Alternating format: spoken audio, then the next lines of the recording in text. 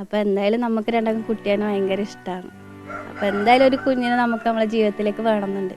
എന്നുവെച്ചാൽ ഒരു അച്ഛനമ്മയും ഇല്ലാത്തൊരു മക്കൾ എത്ര വേദന അനുഭവിക്കുന്നുണ്ടാവും. അവരെ പരമാവധി നമ്മൾ രണ്ടാളും സ്നേഹം കൊടുത്ത് അതുതന്നെ ഞാനിപ്പോൾ നമ്മൾ രണ്ടാളും ചർച്ച ചെയ്ത കാര്യമാണ്. നമുക്ക് പറ്റുമെങ്കിൽ ഒന്ന് വയനാട് പോയി എല്ലാവരും ഒന്ന് കാണണം.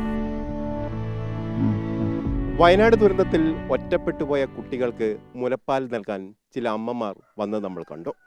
അത് കേരളത്തിൻ്റെ സൗമനസ്യമാണ്.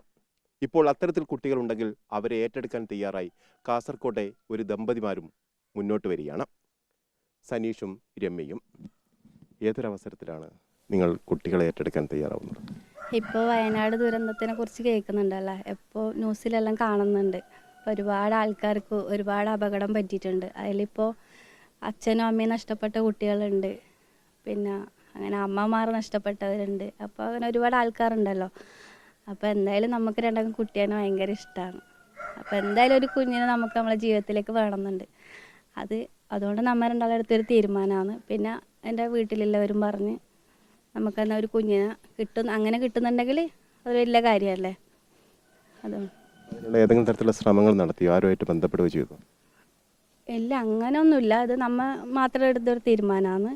പിന്നെ ഫേസ്ബുക്കിലിട്ടിട്ട് പിന്നെ അത് വൈറലായി. പിന്നെ ഇപ്പോൾ പിന്നെ എല്ലാ ആൾക്കാരും നമ്മളെ വിളിച്ചിട്ട് എല്ലാവരും നല്ലത് തന്നെ പറയുന്നത്. നിങ്ങളുടെ തീരുമാനം നല്ലതാണെന്ന് തന്നെ എല്ലാവരും പറയുന്നത്. നമ്മൾ കാണുന്നുണ്ട് അവിടെയുള്ള കുട്ടികളുടെ കണ്ണുനീര്, അവരുടെ ബന്ധുക്കളെ നഷ്ടപ്പെട്ട ഉടയോരെ നഷ്ടപ്പെട്ട ആളുകളൊക്കെ നമ്മൾ കാണുന്നുണ്ട്. ഇതൊരു നല്ലൊരു തീരുമാനമാണ്. ആ തീരുമാനം ഏത് രീതിയിൽ നടപ്പിലാക്കാൻ കഴിയും, അല്ലെങ്കിൽ അങ്ങനെ കുട്ടികളെ ഏറ്റെടുക്കാൻ കഴിയുമെന്നതിനെ പറ്റി ആലോചിക്കുന്നുണ്ടോ? ആലോചിച്ചിട്ടുണ്ട്, ഒരുപാട് ആലോചിച്ചിട്ടുണ്ട്. അതിനുവേണ്ടി ഒരുപാട് ഞാൻ കഷ്ടപ്പെട്ടിട്ടുണ്ട് നമ്മൾ രണ്ടാളും.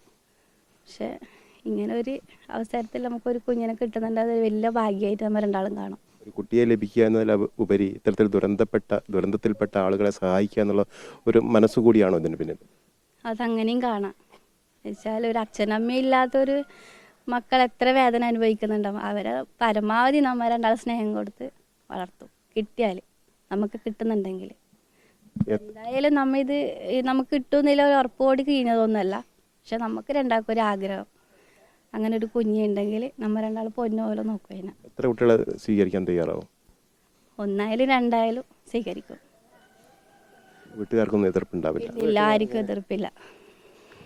എന്താ വെച്ചാൽ എൻ്റെ വീട്ടിലുള്ള എൻ്റെ അച്ഛനും അമ്മക്കും ഒരുപാട് ആഗ്രഹമുണ്ട് ഒരു കുഞ്ഞിനെ വേണമെന്ന് നമുക്ക് രണ്ടാക്കും. അതുപോലെ ഇവരെ അച്ഛനമ്മക്കും ഉണ്ട് ആഗ്രഹം. വയനാട് ദുരന്ത വാർത്തകളെ കാണുന്നുണ്ടോ? കാണുന്നുണ്ട്, എപ്പോഴും കാണലുണ്ട്. ഇത് വയനാട്ടിലേക്ക് പോകണമെന്ന് ആഗ്രഹമുണ്ടോ? ഈ സമയത്ത് ഉണ്ട്, ശരിക്കും ഉണ്ട് ആഗ്രഹം. കാരണം വലിയൊരു ദുരന്തമാണ്, കേരളം കണ്ടതിൽ വെച്ച് ഏറ്റവും വലിയ ദുരന്തമാണ് നമ്മൾ കാണുന്നത്. അതിനെയാണ് അതിജീവിക്കുന്നത്. ഇത്തരത്തിലുള്ള ശ്രമങ്ങളാണ് അതിന് കരുത്ത് പകരുന്നത്. അതുതന്നെ ഞാനിപ്പോൾ നമ്മൾ രണ്ടാളും ചർച്ച ചെയ്ത കാര്യമാണ്. നമുക്ക് പറ്റുമെങ്കിൽ ഒന്ന് വയനാട് പോയി എല്ലാവരും ഒന്ന് കാണണം. കുട്ടികളിപ്പോൾ അച്ഛനമ്മ നഷ്ടപ്പെട്ട കുട്ടികളുണ്ട്, അവരൊന്ന് കാണണം, പോയിട്ട് ആശ്വസിപ്പിക്കണം എന്നൊരാഗ്രഹമുണ്ട് മനസ്സിൽ. മുലപ്പാൽ കൊടുക്കാൻ തയ്യാറായി വന്ന അമ്മമാരെ നമ്മൾ കണ്ടിട്ടുണ്ട്. അതെല്ലാം കണ്ട് ഞാൻ, പിന്നെ എന്നെ കൊണ്ടാവുന്ന കാര്യം ഇതല്ലേ, അങ്ങനെ ഒരു സന്തോഷം. എത്ര വലിയ ദുരന്തമുണ്ടായാലും അതിനെ അതിജീവിക്കാൻ കരുത്തു പകരുന്ന വാക്കുകളാണിത്. തന്നാൽ കഴിയുന്ന കാര്യങ്ങൾ ചെയ്യുക. വീഡിയോ ജേർണലിസ്റ്റ് രഞ്ജിത്ത് പെൻപടിക്കൊപ്പം reporter A K Abhilash, in reporter Kasaragod.